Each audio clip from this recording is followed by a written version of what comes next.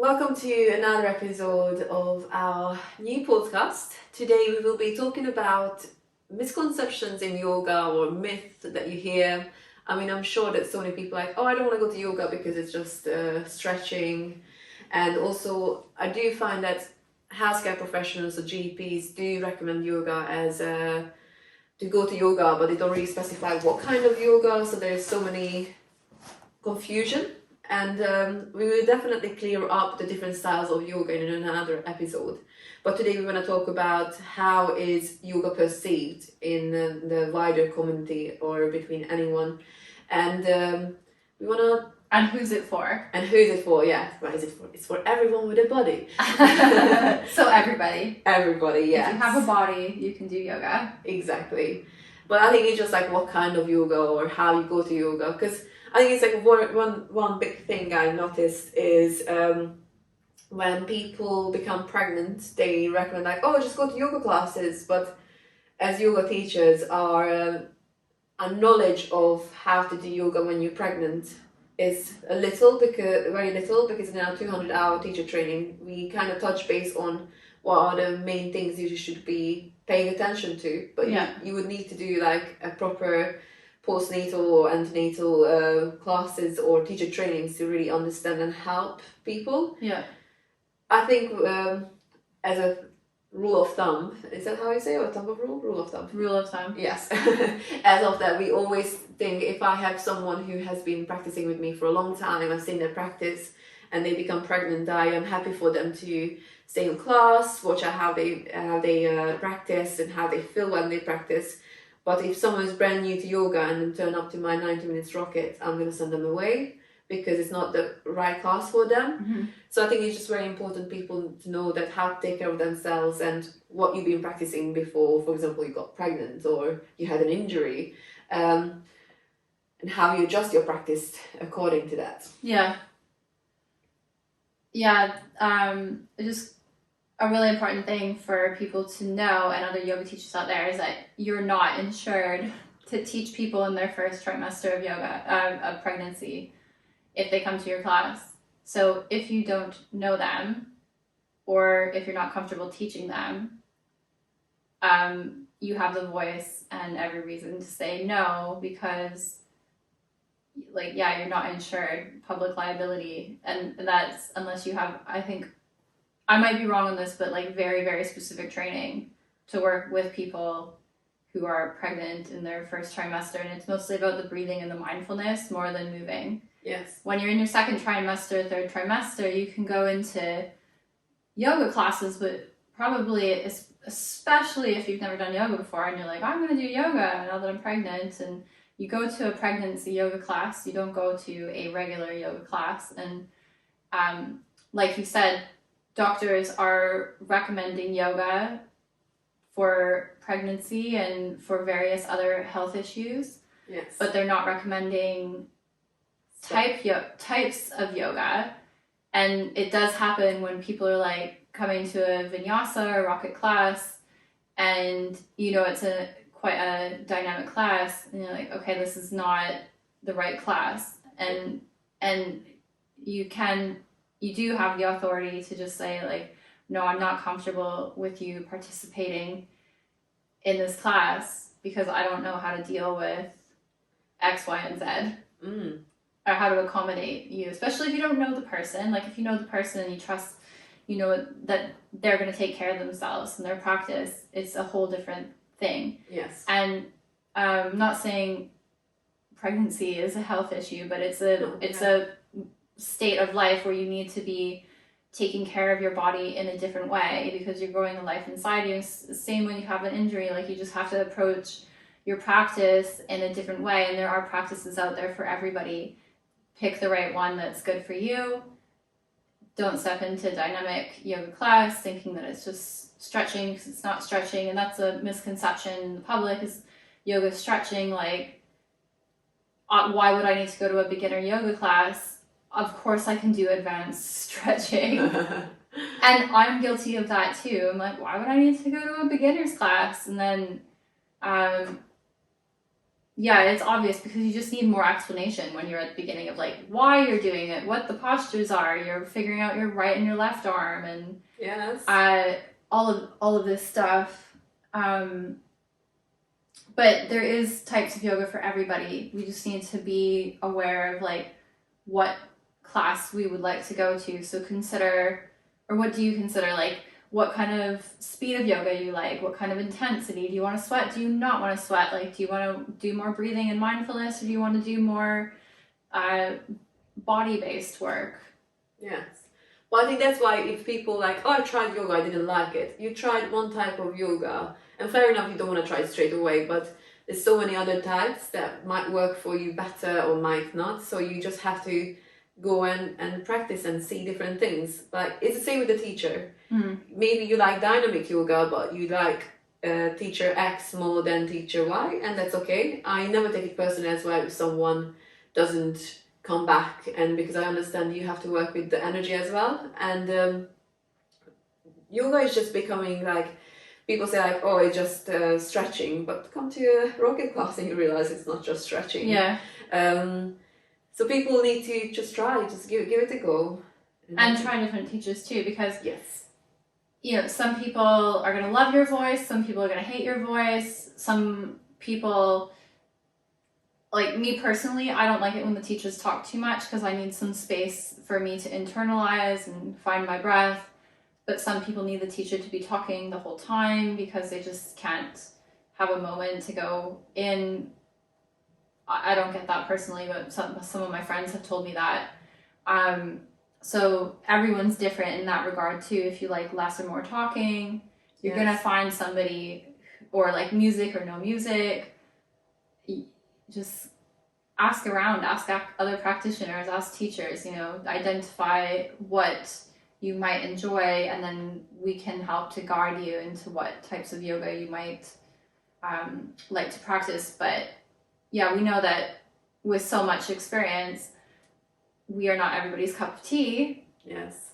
And lots of people have walked out of my classes because it's just not for them, and you can't take that personally. I think walking out of class, because I was just thinking when we were talking, I think we talked about it with Elodie as well, like leaving for Shavasana or anything. I would always say, if I would never walk out on any teacher, because I just respect their time and space they put into that room. Even if it's not my type of class, I just stay in. I did have people walking out of my class, and especially as a young teacher, it really throws you off of like what is happening. Yeah. Nowadays, like I think it happened to me 6 months ago, and I'm like, well, I'm sad you walked out, because I wish you would have given me a chance and it was, or stayed for the whole class, and then you never come back if you really don't like me. But if you walked out, you walked out. I can't really do anything about it. But I remember it really threw me off and made me very self-conscious when they walked out on me the first time. Yeah. So I would say, if you can stay, please stay for the class, just for the sake of the person who's teaching the class, because I think it's kind of respectful to be like, yeah, to stay within the room. But like sometimes you don't know why people walk out, and True. when you're new, you can definitely take it personally, and you're like, oh, I did something wrong, like I didn't appease to everybody. But you know, I've had students who have gone to reception and told them, oh, can you let the teacher know that I just got up and left because I feel ill. Yeah, I feel ill. True. Or I had to, I don't know, like I tried to come with my injury and realized that maybe I should rest, and I just needed to go, or I got really dizzy, or any number of reasons that, and most of the reasons I find have absolutely nothing to do with the teacher. Yes. But as a teacher, it's hard not to take that personally at the beginning. Now I don't mind at all if people want to leave my class. It doesn't bother me anymore. I don't I'll just wave to them and be like, bye. Like, yeah. But it can't disrupt the energy of the rest of the room. It and throw you off, because people are quite perceptive of that. It depends on also how they walk out. I think that's the main thing. Is, are you walking out nice and quietly, or smashing things about? Yeah. It's the same with like arriving late. Just if you sneak in, sit down, it's all fine. But if you taking off clothes, chucking things on the floor, it's very different. But yeah, we're going all through it a little bit about how we act in classes. Yeah. The type of person who can practice yoga, as we mentioned, is anyone who has a body, and even if you're not able-bodied and can't do all the standing movements, there's still meditation and breathing practices available, which is still yoga practices. So finding what works for you is super important, and then just having that understanding of like every class is different. What do I enjoy? What's going to work for me? I teach my methods because they work for me, so why would I teach anything else? Yes. And every teacher is different. We're going to all these different trainings. We learn from so many other teachers. We bring that into how we teach. So every class you're going to go to is going to be different. And you just have to find what you enjoy, what people you like, what energy you like, what time of day you like to practice too. Is it in the morning? Is it in the afternoon? Is it in the evening? When are you actually going to do it? If you're a big procrastinator, maybe you should do it in the morning just to get it over and done with. So by the time it gets to evening, you don't have any excuses, because it's easy to be like, oh, I'm too tired. I don't want to go to yoga now, and I'll do it tomorrow. Yes. I'm that type of person.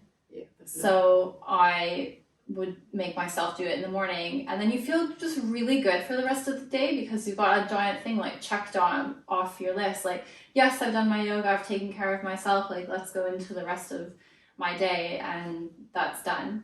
Yeah. But also I think because I have had students come to classes, and I like to teach challenging classes. I like to do movements that might be challenging, but I give different options, modifications for everyone, especially if I can read the room of what they need. But then I had people who like, oh my god, this class was too hard for me, but also they don't realize that sometimes even if the class is hard, if you don't modify, you just keep going for the more advanced variation, you're just burning yourself out, and obviously it's going to be too much, and you're not going to really enjoy it. I think also just people need to learn to find their own limit and be okay with that limit on the day. Yeah, and doing less. Really doing less, because I do teach challenging classes, but I welcome anyone. I'm really happy if you're doing child's pose while everyone's doing handstand or anything, but just see how you feel on the day and take a variation that works for you, and don't push it if it's not there, because then of course you don't want to come back because it's too much and you can't take that one. So even as teachers, you do that. When I go to a class, like sometimes I have so much energy, I can do all the things and feel amazing, and then there's some times where like even holding down my dog kind of hurts my wrist, so I'm like, oh, I'm going to do child's pose instead. Yes. And it's not the teacher, it's like you have to, and the practice and the sequence, you need to take ownership of your practice and do more or less. Exactly. As you feel ready, and like exactly as you said, if people keep adding on all the progressions and doing all the progressions and then telling you it's too hard at the end, I'm like, you need to not do that. Yes, you need to look at how you practice. It's okay to not do everything. It's okay. Yes. Well, I think it comes with practice that you understand that you can actually pull back or skip a vinyasa if you need to, or just take it a little bit easier. Or add one in. Add one on, yeah, definitely. And we wanted to touch base on the considerations for pregnancies in yoga, because we're at this age now, I think, where, I mean, not all my students are the same age as me, but you tend to attract people who are similar to you as a yoga teacher. So yeah. I'm almost 40, and at the time that we're recording this, so, you know, a lot of my students are around like their 30s and 40s, and a lot of them are starting families and having kids. So I am having frequently people coming and telling me they're pregnant. So as a teacher, you definitely need to know what to do in that situation, not be scared of them. First of all, they're not going to hurt themselves. Yes. They need the practice as well. Yeah. Maybe more. So as a teacher and as a practitioner who's pregnant, what you need to consider is, don't come to yoga, a regular yoga class, if you've never done yoga before, It's not appropriate. If you practice yoga all the time and then you become pregnant, it's fine to carry on what you're doing, but just do a little bit less and read your energy. Yeah. And be mindful of certain movements, I would say, especially in the first trimester, or just be conscious of, I mean, in basic 200-hour teacher trainings, we always like watch out for core exercise, like when you're like trying to train, like you would not do crunches. But also it's like you try to not, with twist, you may twist, but just be gentle, be more gentle. But again, just have a feedback from your body, how it feels. And then later on, you have to watch out for laying on your back, because otherwise put pressure on the main nerve and the body, and then it cuts off the oxygen flow for the baby and for yourself as well. I mean, people in the second and third trimester says if they lay on their back for too long, they start to feel dizzy and sick. It's because the oxygen flow is a little bit restricted. So you would not make them lay on their back. So there are a lot of little things. We would definitely want to talk to someone who is trained in pregnancy, because unfortunately I haven't had the time to do a pregnancy teacher training yet, but it's definitely on my list, because I'm very interested of how can you support someone on that journey, because they should be practicing. I would believe if someone has been practicing yoga or any other exercises, not to stop because you're pregnant. Just watch out how you practice and how much you practice and what intensity you practice with. Yeah, the intensity and the jumping around needs to be reduced, and more of just like a maintenance, I think. Especially in the first trimester. Movement is healthy, but not in an obsessive way where you're pushing yourself. Yes. And if you have never done movement, it's good to start moving, but don't jump into the craziest movement you can think of. It's definitely something to watch out for. Would you want to add more things to the pregnancy, or would you want to leave it to an expert when we talk about in the future? Yeah, we definitely want to invite someone who is trained in. I haven't done a pregnancy specific training either, but I have done trainings where we go over how to help women who are pregnant in a yoga class, because like you will encounter it and you need to be aware. And basically it was like, no superficial core exercises. You don't want to strengthen the abdominal wall while it's also working on expanding to grow the baby. To create space, yeah. And then also there's a hormone called relaxin that's increased in women who are pregnant to prepare for delivering the baby, so your pelvis can literally open and it relaxes your joints a lot. And that's something to be mindful in pregnancy, is that you can maybe overstretch a little too much. So I would watch out for yin yoga during pregnancy. Yeah, yin yoga, and then also the long holds are not supposed to be great because blood can pool and your blood pressure is a little bit lower. Yeah. So I don't know, like, because I do have people who are pregnant who come to yin and love it, but in a way, like personally, it would not be my choice of practice. Yeah, neither. Especially because I know I tend to overstretch anyway. So it's just imagining. And also there's so many postures when you're like laying on your belly. So if you start to get a belly, you're not going to lay on your belly, or you shouldn't lay on your belly.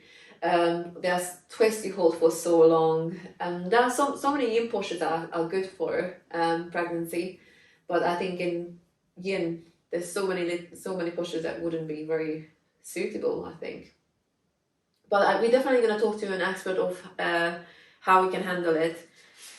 It's, if you're pregnant and you've been doing yoga, you don't have to stop everything, but talk to your teacher. What is important if you're pregnant? Go up to your teacher and tell them. And also as a teacher, we always ask for injuries and for pregnancy in the beginning of the class. Or should be. Yeah, we should be. And I usually don't always ask for pregnancy, like specifically. I just ask like any injuries or anything I should be knowing of. And some people come up to me and let me know. But yeah, I think it's important that we are informed and you inform your teacher. Yeah, because it's little things like not laying on your back and maybe laying on your left side that are not super obvious. Yes, definitely. We also wanted to talk about children's yoga and like the benefits of children's yoga, because you teach children's yoga. I've never worked with children. I personally don't know if I can handle it. I think children yoga is it's children give back so much to you when you teach them. They are so receptive, they are so interested, and they're so open to any kind of ideas within yoga, and they kind of know so much about meditation, mindfulness, and yoga. I'm always mind blown. Really? When I ask them questions, they just like, yes, when you're aware of the butterflies in your tummy, you have to breathe long inhales in through the nose and long exhales out through the nose. Like, well done you. I mean, I wish grown-ups would use this if they are anxious and not happy. So I think children now are being taught yoga, meditation, mindfulness a bit earlier on, which is, I think, is great. Hopefully it's continuous repetition will teach them about how to incorporate into their life. Mm-hmm. So I think it's definitely going to be beneficial. And do you find that some people teach yoga for children with so much stories? So the postures becomes animals, which I think it's good because they can relate and they can know and they can have fun with it. But sometimes the whole yoga practice becomes kind of a story. And there's a YouTube channel called Cosmic Yoga, and children love it. And she teaches more with a storyline. It's not really kind of my vibe because I've never been working with children before doing kids yoga. So for me, I would rather just teach them proper yoga, teach them about the postures. They called, like Malasana is called frog, and we sometimes jump in frog, which you would not do in normal classes, but they love it. And they love making the noises of frog.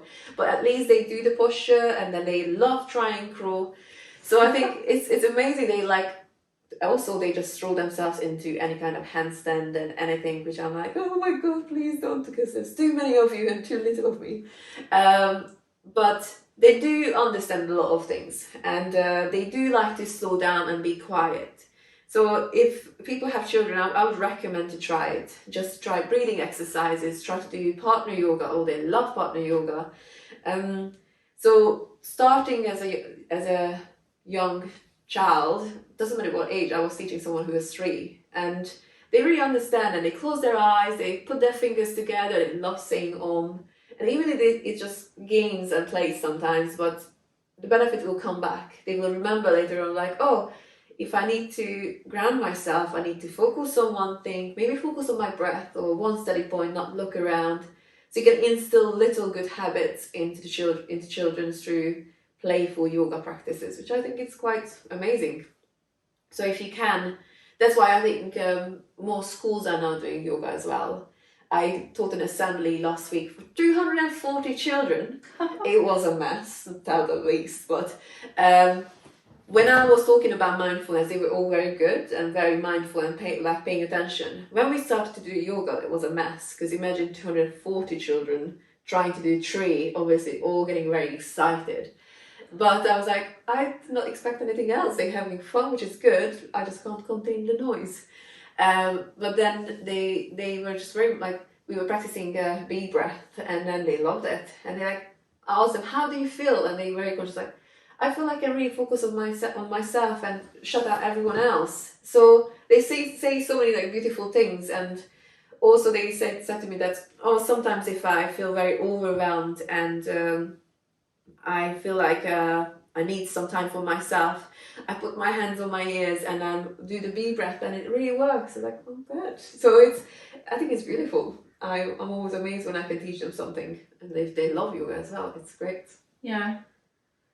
That's amazing. Yeah, like I said, I've never worked with children, but I always, like, when I learned yoga and breathing and mindfulness practices, I was like, why weren't we taught this when we were younger? Like, I had so many, confidence issues growing up, and like bad habits that were unhealthy, and, not loving myself, and didn't know how to manage my emotions. Yes. Or understand that you were young and you didn't have to have your whole life figured out when you were young. I wish I had yoga to turn to and just like get to know you and feel your body and get to love yourself and learn how to manage your emotions when you're stressed and you're depressed and you're angry. And yes, like, I think it's brilliant that children are being taught this now.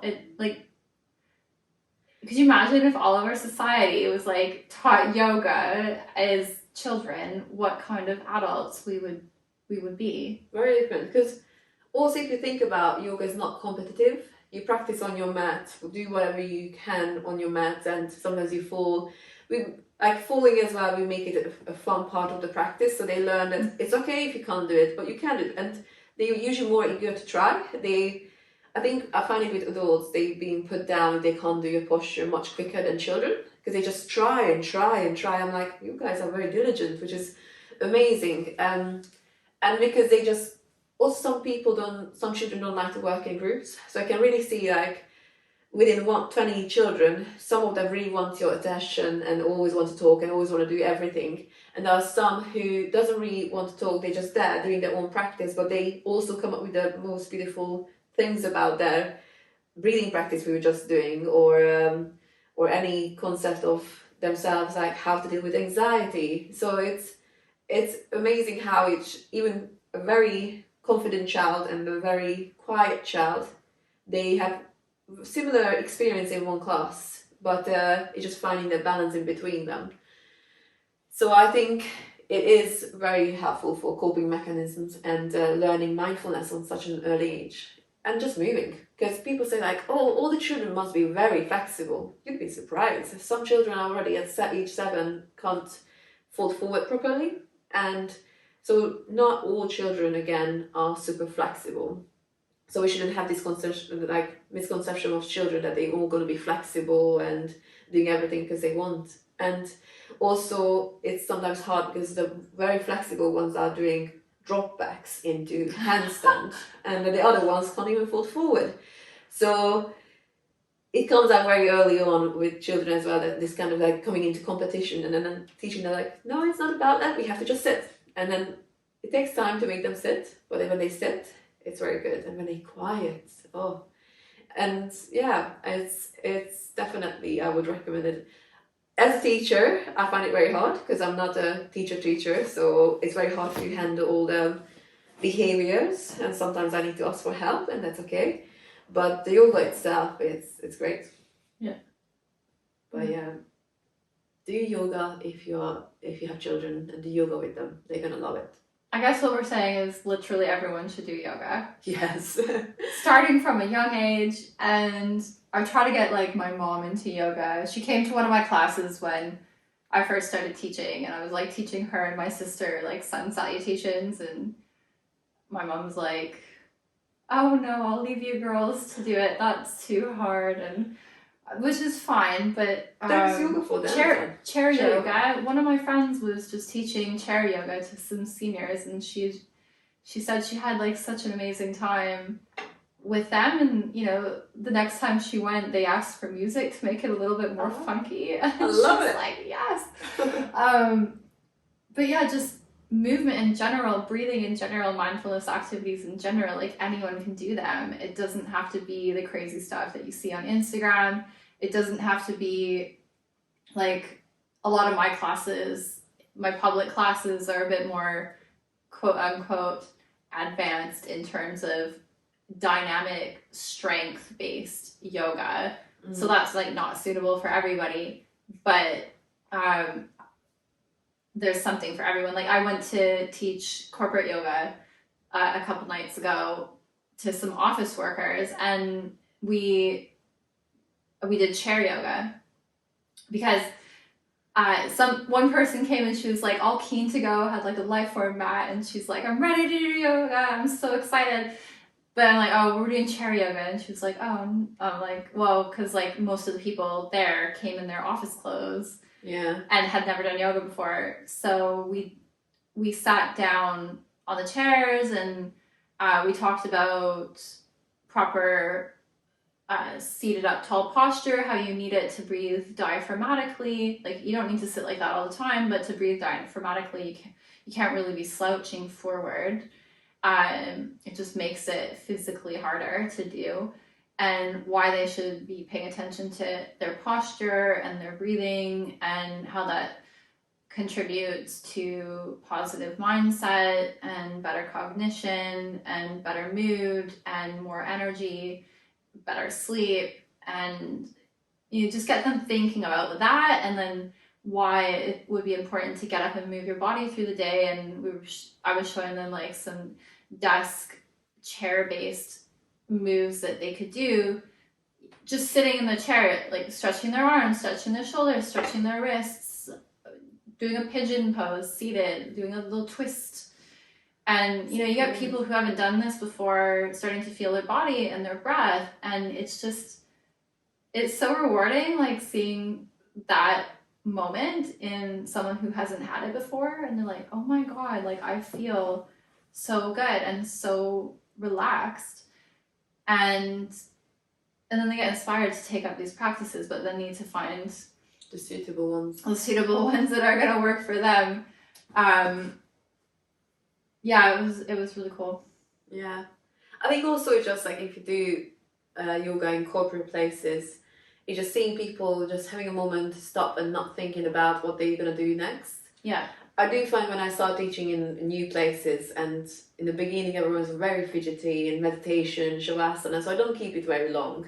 But then the more time you spend with them, you can see that they are actually like, oh, it's so good just to be and just be still. I wish I could just do shavasana for the whole class. So they learn to appreciate that stillness. And yeah. I do find like, for me, stillness was the hardest part of the practice, because I like to move, and then you have all this energy in your body, so you makes you want to move, or the itch on your arm, and then when you like actually when you can sit with it and lay with it, it's beautiful. And that's when they're like, oh, actually this just helps me more in my mind and in my body. It's like, that's what I've been looking for. I'm so glad. And it's so rewarding to hear it as a teacher when people give you this kind of feedback, so they're telling their experience, so it just makes me feel very happy. Yeah, that's why I do what I do. And yeah, I have another corporate class that I do a couple times a week, and you know, people they come to it and they're just like, they're so stressed from work, and we always ask like, well, what do you want to work on today? Like, what area of your body is feeling tense? Always like shoulders and lower back. They're like, I'm so stressed, blah blah blah, and so we just do a dynamic class or a still class with breathing and meditation, or not, depending on how they're feeling. And just like if they're exhausted but stressed, we do something a little bit more dynamic but not so demanding, and some breathing practices so I don't leave them like half asleep by the time we end the class. Yeah. But just to give them, it's just a half an hour class in their day to not think about work, and to find their center, find their grounding, and go back into their afternoon feeling a bit more, I guess, grounded. Then it just helps for productivity and moving through all the tasks that you have to do without a sense of complete overwhelm and meltdown, because it'd be like, oh my gosh, I have like 50 things to do, I left my desk, there's 20 emails, and you just feel like you have to do it all at once, but you don't, and it's impossible, and nobody can do that. Yeah. So just to take a deep breath and be like, okay, I'm going to do it one at a time, I'm going to do it at a pace that's consistent, and just remember that you're actually more productive when you're calm and focused, rather than feeling frantic and all over the place. Like, that's when mistakes happen, and you're just trying to get like tasks done without much mindfulness put into it. So that's where yoga and action comes into your day-to-day life, is like, how are you moving through these tasks? Like, can I actually move through them more calmly, more focused, more developed in the one-pointed concentration, where I'm doing this task and I'm not distracted on anything else?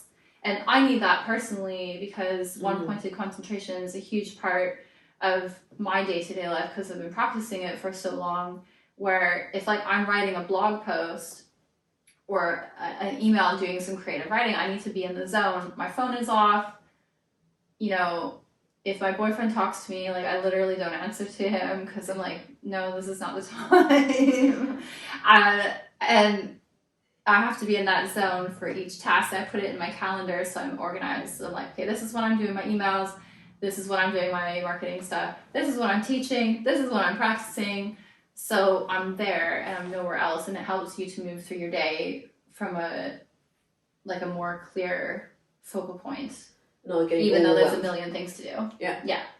Because I think living in this busy place and a busy lifestyle, it's just so easy to get overwhelmed like with all the things you have to do. And I think it's very good to be organized. I think it works better for me as well when I do that, because otherwise I'm like, I have too much to do. I'd rather sit and watch TV. And then you just have like overwhelmed meltdown. You're like, I can't do anything. I'm too tired now. Yes, but it's just being conscious of that as well. That like this is a pattern you do. You're just avoiding and procrastinating because it's a bit too much. Yeah. And I think yoga helps you put into perspective. Like, no, just one at a time. Just breathe and be present. Also, if you have already taken out 30 minutes, 45 minutes out of your day, and just be and just enjoy the time you're there. So corporate yoga is, I think it's great for that. Yeah. Although I sometimes people like, I wish it would be longer. Well, you don't have longer lunch breaks, so unfortunately it can't be. But I'm already glad that when people do it, so it's a good thing. Yeah. So I think it's a food for thought. Do some kind of movement if you can. Be more conscious of how you live.